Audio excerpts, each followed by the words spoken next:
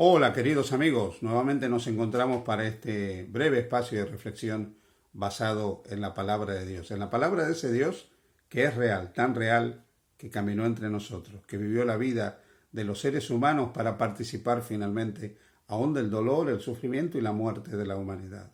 Dios es real y se manifestó viviendo entre los seres humanos porque el Verbo se hizo carne y habitó entre nosotros. Hay un pasaje en el Evangelio de Juan, en el capítulo 5 y en el versículo 42, donde dice: Mas yo os conozco que no tenéis amor de Dios en vosotros. Déjame hablar contigo brevemente de cómo hemos logrado los cristianos que el cristianismo sea un auténtico fracaso. Cómo hemos logrado que la iglesia cristiana finalmente sea un fracaso. Mira, vamos a empezar hablando de algo que considero que es básicamente importante. ¿Cuántas personas alrededor de donde tenemos establecida alguna iglesia saben realmente quiénes somos? ¿Cuántas personas saben realmente lo que creemos? ¿Cuántas personas saben realmente lo que nosotros hacemos? ¿Cuántas personas conocen nuestra cosmovisión? ¿Qué saben acerca de Jesús esas personas? Del Jesús que supuestamente nosotros proclamamos y anunciamos.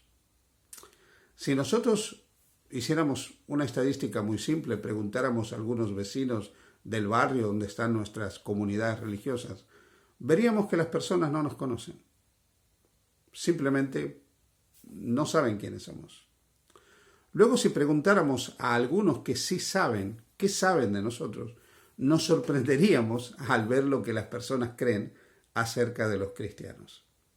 Sorprendentemente estamos rodeados por un mundo que no nos conoce o que nos conoce realmente mal.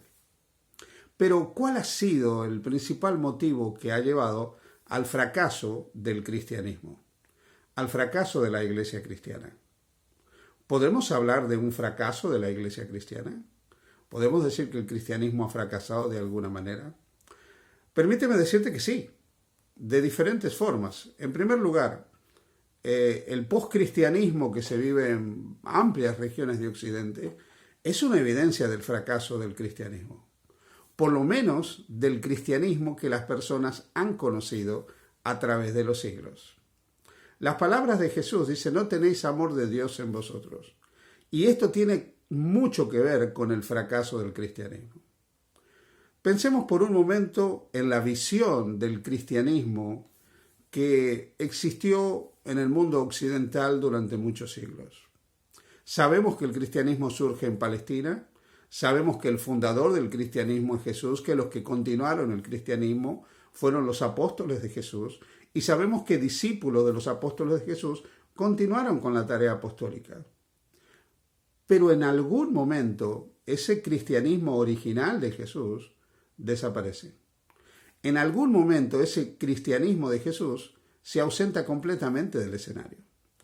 El cristianismo que Jesús vino a transmitir a los seres humanos no era un cristianismo, una religión basada en ritos, en formas, en normas. Ponte a pensar por un momento simplemente aquella noche cuando Él tiene esa cena pascual antes de ir al huerto de Getsemaní y ser finalmente arrestado, enjuiciado, torturado y muerto. Esa simple cena nosotros la hemos transformado en un ritual lleno de complejidad, con una complejidad a veces asombrosa en algunas denominaciones cristianas. Pero lo que es peor, con una sensación de que si no seguimos esa complejidad, estamos haciendo algo mal.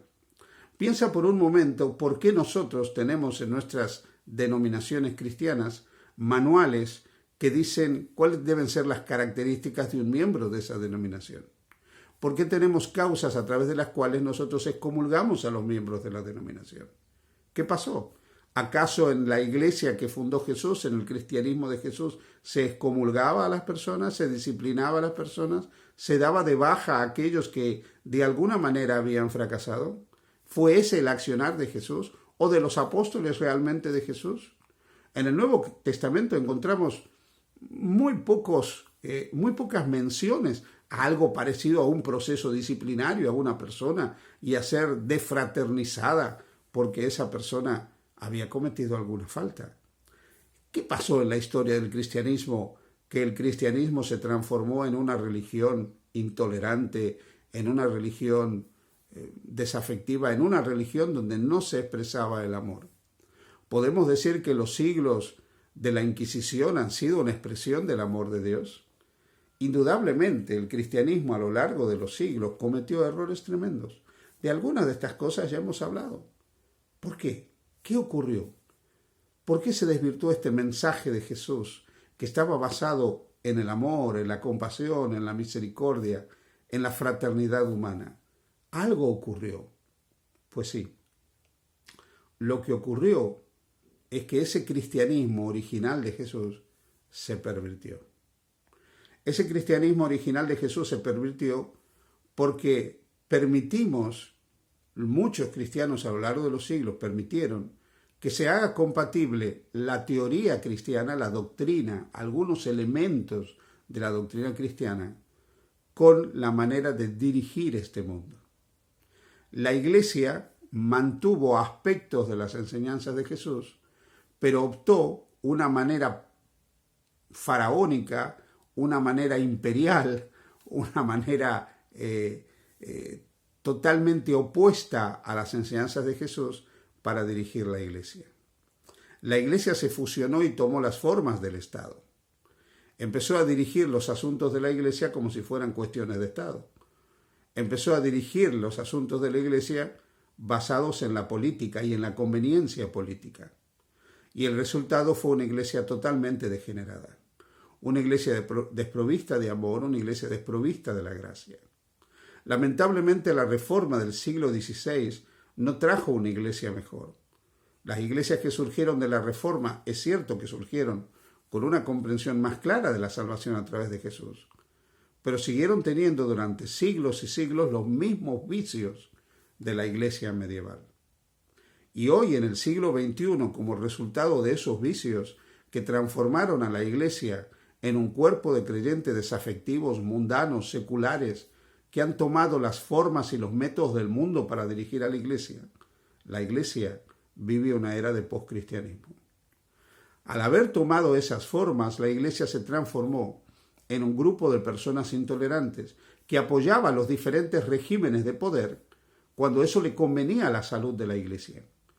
Y esto ha sido una realidad tanto en el cristianismo como en el protestantismo.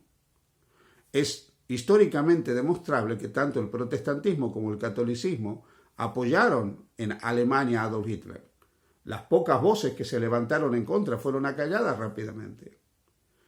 Cada vez que ha habido cristianos disconformes con el poder de turno, de alguna manera esos cristianos fueron acallados en los diferentes regímenes totalitarios de derecha o de izquierda que han aparecido a lo largo de la historia. Cuando la Iglesia ha visto que le convenía para sus fines unirse al poder de turno, no importa que sea comunismo, no importa que sea fascismo, no importa que sea un poder totalitario, la Iglesia lo ha hecho, tanto en el catolicismo como en el protestantismo.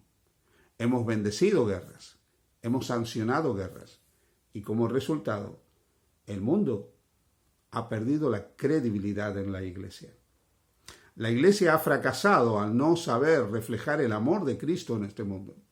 La Iglesia ha fracasado al promover un cristianismo que puede adorar a Dios y al César al mismo tiempo, que puede servir a dos señores.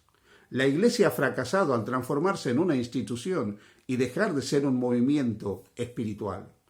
La Iglesia ha fracasado al transformar la misión en una cantidad de diferentes estrategias, de diferentes formas de trabajo, de diferentes métodos, vendidos de la mejor manera por los que los promocionan.